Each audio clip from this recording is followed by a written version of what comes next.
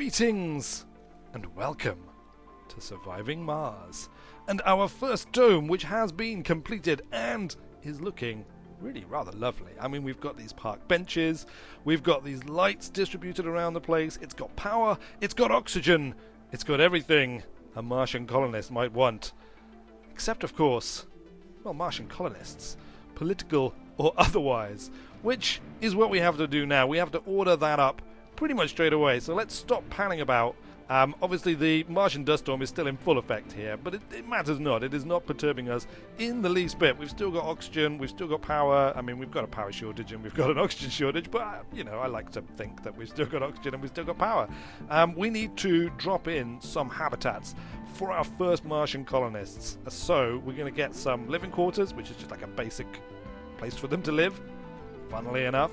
We're also going to want some food generation capability for them, so we're going to chuck in, I think maybe like, we're actually working on farms I think at the moment. We've got farms are coming along quite nicely, so let's just stick in a single hydroponics for now, and we'll hope that we'll get the farm produced in time to be able to provide most of their needs. It's not as water efficient, I think, the farm, but it's more people efficient, which is what we're going to struggle with to begin with. We've also got a moisture evaporator we can totally build if we want to, which we will, maybe at some point.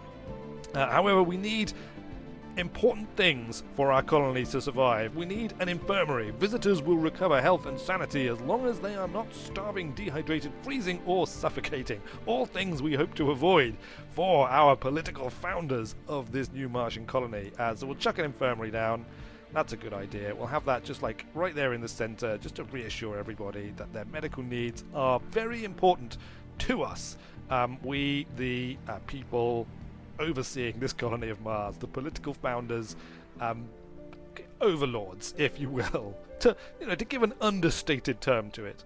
Now they're also going to they have various needs, and we can build different buildings to provide for those needs. So we've got services like luxury and shopping, food shopping, electronic stores, shopping and gaming. Very important, really, very important. Unfortunately, it uses up electronics, which I don't want to start churning through our electronics just to entertain our colonists to begin with. An open air gym might not be a bad idea. It doesn't have any maintenance cost, but it does provide exercise and social. So let's do it. It's big, it takes up a lot of space, but that's fine. I kind of didn't put that in the most the most nice looking way. Hold on, where's that little pointy bit? Is that the pointy bit? There's the pointy bit. That's the best way to arrange it. Clearly, anybody who has ever built an open-air gym in a colony on Mars in a triangular fashion will know that that is precisely the correct way to orient your construction. It's just the best way to do it, clearly. Alright, we probably want to provide them with some means of getting food. Distributes hot meals and fresh produce, services, food, and shopping. Yeah, we'll do that. We'll get a little shop. I guess that can kind of fit into this gap here at the back. There's actually a little spot right in the middle of these that we can put something. If we can put an individual thing. Let's go to the decorations, the decorative parts. We could put a statue kind of hidden behind the medical center, the grocery shop, and the hydroponics. Right, it's probably not the best place to put it. We could put a small fountain. That's going to fit, isn't it? There we go. We'll have a small fountain just tucked in there, using precious water on Mars for decorative purposes. It's fine because we've got all these water resources. We found tons of water on Mars. I mean, it's a very low resource, but it doesn't matter. We've got masses of it there. Plus, we've got more over here. We can build more extractors. All will be fine. Fear ye not. How much oxygen are we using up for the dome? This is okay, look. I mean, this dome is drawing oxygen because it needs to be maintained. It needs to be oxygenated, even though we have no colonists. Well, actually, order some colonists. Look, let's order. Our first passenger rocket, the Arthur Dent, the first rocket to carry our presence to Mars, the first rocket to carry our most handsome politician Ricardo Magna to Mars along with his robot army, is also fittingly going to be the first rocket to carry our political founders now that it has returned to Earth, been refueled, and is ready for its return journey. It will launch. Currently we're allowing no children and no seniors, only youths, adults, and middle-aged. I'm not even sure we really want youth, do we? I suppose it's right, yeah, Yeah, it's fine. It's fine. We don't mind if we have a few youths running about on Mars, as long as they're not causing trouble. We don't want people with any of these the flaws. We don't want any idiots. Definitely don't want any idiots. We don't want anyone with a chronic condition. We don't want whiners. Definitely not. We don't want cowards. Loners are okay. Melancholic are okay. Gluttons, gamblers. I mean, there's all sorts of great traits here, obviously, which I mean, we could like weed out. We've got 134 potential colonists, 91 matching, so we could kind of get rid of a few more of these if we want for our political founders to be as awesome as possible. But they're political founders, so let's just leave them. Let's just leave it. Launch the rocket. There are 12 passengers on board the rocket, but there is space for 0 new residents in the colony. It'll be fine. We'll have finished constructing of the stuff in the dome by the time they get here. It takes ages to fly from Mars to Earth, or from Earth to Mars. Ages and ages and ages. Honest it does. So yeah, it'll be fine. I'm a little bit worried about these dust storms and the effect it'll have if we run out of oxygen whilst we've got colonists here. I mean, I imagine colonists really dislike having no oxygen. Power seems to be fine, thanks to our upgraded our upgraded wind turbines and like whatever power we're generating from these. Hourly production 2, producing 3 less than optimal output due to dust storm. Okay, yeah, that's fine. Plus we've got batteries. Our fuel refinery is working away, so we're now generating fuel at twice the rate. Is that like a little fuel dump? That is a little fuel dump that we built. Is that actually part of the refinery? That's part of the refinery. Alright, let's build a fuel dump so that we don't get into a position where we are generating fuel that we can't use. We'll just stick a fuel dump down there for all of our fuel to be stored before it is taken up into the Ford Prefect, which is almost ready to return to Earth already. So basically, the Earth Dent's going to arrive. We can send the Ford Prefect back, and the Ford Prefect can load up on fresh cargo and come back, because we're going to have to survive for a number of days, I think possibly 10 with our initial founders, before those overbearing authorities on Earth will allow us to bring a second group out, or indeed a third, fourth, fifth, as many as we want. Once we've proven that we haven't killed our initial political founders, they will authorize us to bring in as many people as are willing to come, which will be good. And we've got an anomaly found. Let's get the Heart of Gold out there to investigate it. We've also got another one there. Look, we'll go to that one first, and then we'll go on and around. The Vogon constructor fleet is just sitting out here. It needs to be micromanaged, and Ricardo Magna, great grandson of Gallardo Magna, is not up to the job. He's not the man his father was. Let's face it, or his great grandfather. He is he's got a great name, but he's struggling to live up to the awesomeness that it entails. When's this storm going to end? 7 hours duration.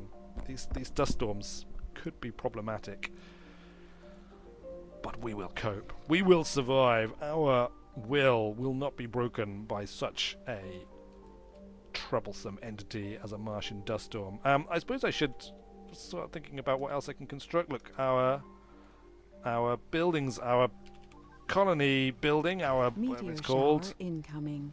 Living quarters are nearly completed. We've got a meteor shower incoming. Meteor disaster starts in 117 hours. Meteors are extremely common in the solar system. Every day, small to medium-sized meteors hit the Earth, but most quickly burn up in the atmosphere without ever reaching the surface.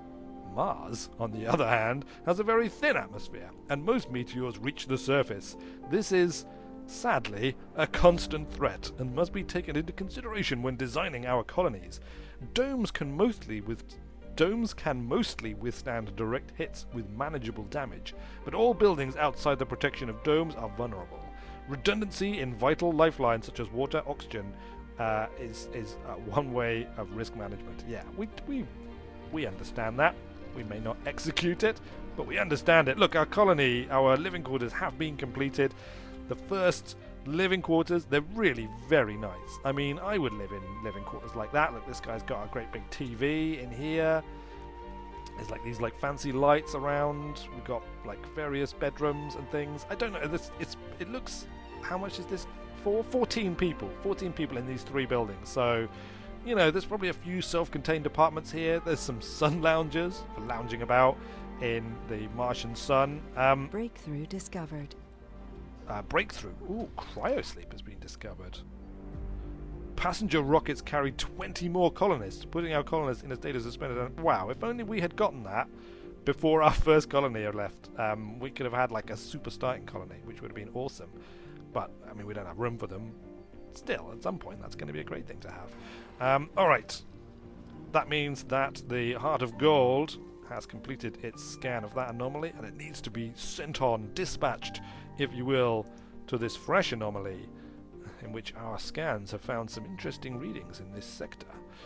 Well, the Heart of Gold will find the answer for that. Look, the Fort Prefect is ready to leave. In fact, the Fort Prefect can leave. What am I thinking? I was going to say the Fort Prefect can't possibly leave, because where would Ricardo Magna have his base? But he's got the dome. There's living quarters in the dome. There's stuff built in the dome. Look, even the hydroponics thing is built. I mean, he doesn't have a physical presence that we can see, but we know he's there. We know that he's coming down the little ramp, disembarking onto the Martian surface for one of his daily walks, which he likes to do, wandering around, watching as the cute little robots trundle about doing their business, marching across the Martian surface. Look, he's left. As he's walking away, vehicle battery low. The Fort Prefect Sector scan. is just taken off. Anomaly It's found. just taken off. Select a sector to scan. I will select a sector to scan, but first we need to do this. Look, it's taken off. It's departing. It is preparing to leave. As Ricardo Magna looks back, wandering slowly across the Martian surface. That really annoys me, the way that pressing the button, pressing the middle mouse button whilst holding back changes what holding back does. The odd composition of the debris collected from the anomaly site has proven to be an uncrackable riddle for our science team. Oh, well, that's interesting. The experts all agree that the materials discovered at the anomaly site could not originate on Mars, but they are also in agreement that they are not the remains of a meteorite or a containment introduced from our rockets. For now, it looks like the origins of the debris will remain a mystery. A wise man throughout history, as wise men throughout history said more than once, the more we know, the more we realize that we don't know.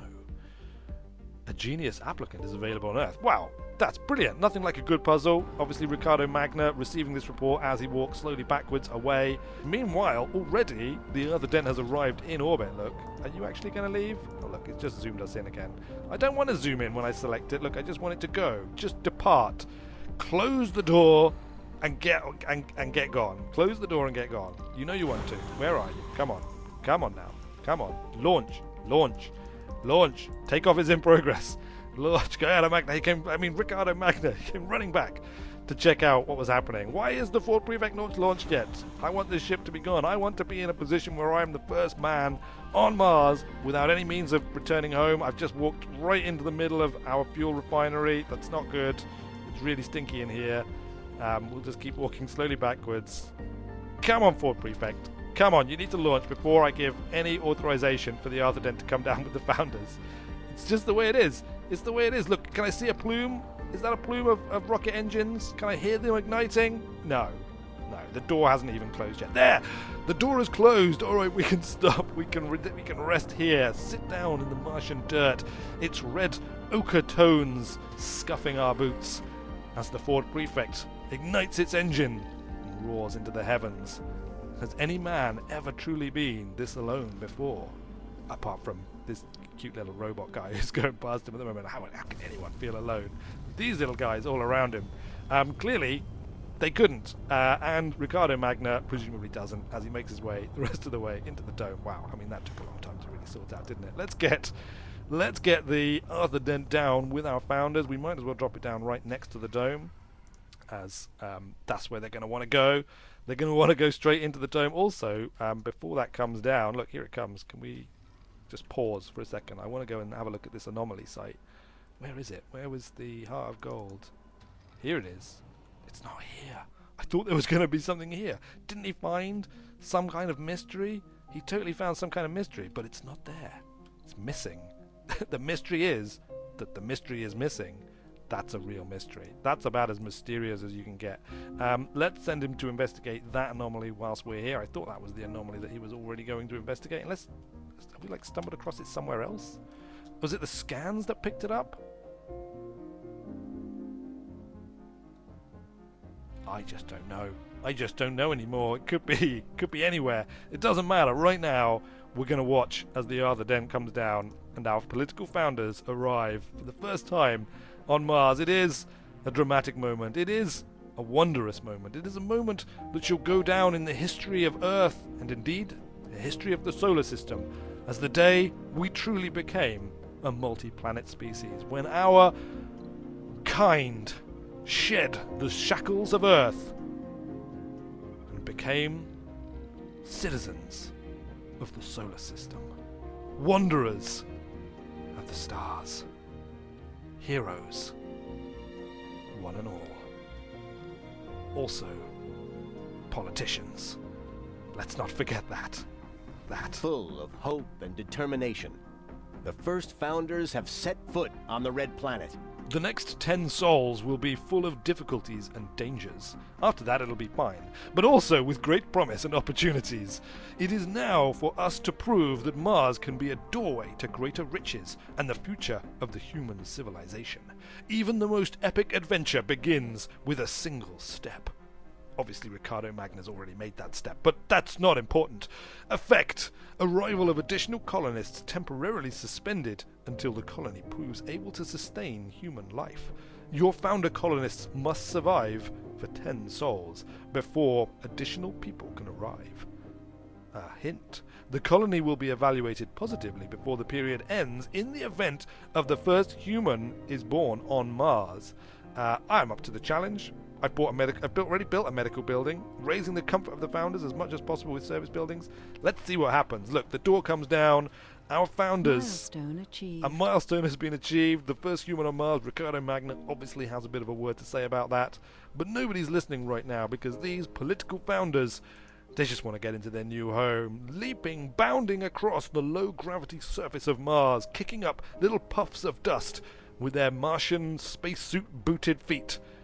They march on, thinking about money, apparently, thinking mostly about money, and as they return themselves to the dome, as they journey for the first time, I should say, to the dome, until now, a place with only a single human occupant and an army of cute little robot drones. Now, all these people, full of hope and optimism, make it their home. Will they survive? I guess we'll find out next time. Until then, thanks a lot for watching, everyone. I have been Weird Wizard, and I will see you later.